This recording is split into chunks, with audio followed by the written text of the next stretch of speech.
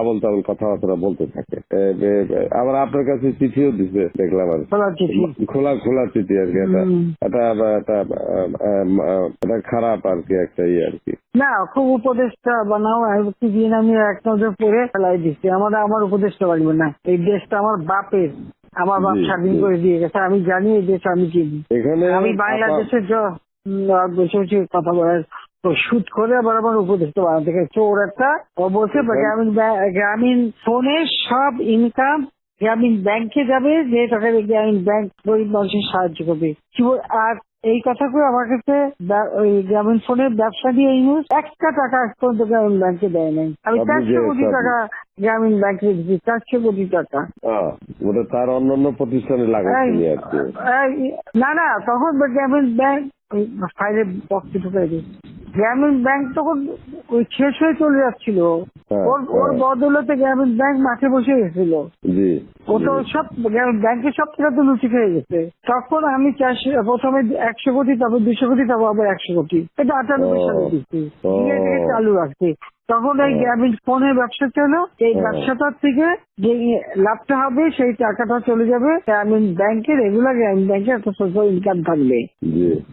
এই বলে ব্যবসা নিয়ে তখন যখন ব্যবসা নাই, তোমার বলে রাখি যদি কোনদিন প্রশ্ন ওঠে বলতে পারবা, 51% মালিক হলো বাংলাদেশ আর 49% হলো নরওয়ে কোম্পানি।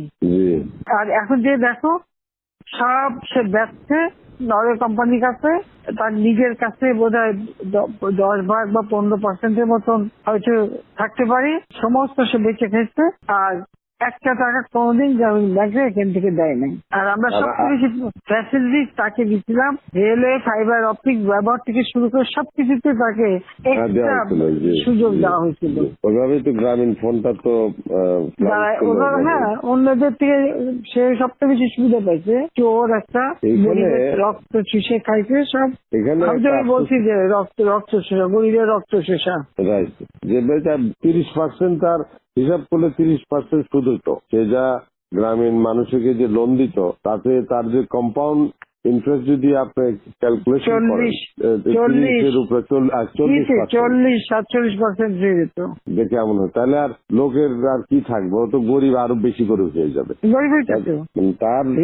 হিলারি ক্লিন্টনে, তোমরা তো ইতিহাস জানো না, হিলারি ক্লিন্টনে নিয়ে গেছিল যশোরে, তার হাত দিয়ে গ্রামীণ ব্যাংকে ঋণ দেওয়ালো। এরপর সেই লোকগুলি সাধারণ গরিব লোক, হরিজন গ্রুপ, তারা ওই এলাকায় আর থাকতেই পারে নাই, কারণ ওই ইন্টারেস্ট দিতে দিতে দিতে তারা ফকির হয়ে নিজের যে বাড়িঘর ভিটা মাটি তাও কেড়ে নিয়ে গেছে। তারপরে তারা ওই এলাকা থেকে হারায় গেছে। দেন আমি খুঁজছি, একজনের পাশে খাগড়াছড়ি, সেখানে যে এসে কাজ করে খায়, আর একজন বোধহয় নীলফামারী নদী আসবে কোথায়, যে এরা ওই পরিবার সদস্য ওই এলাকা থেকেই হারায় গেছে।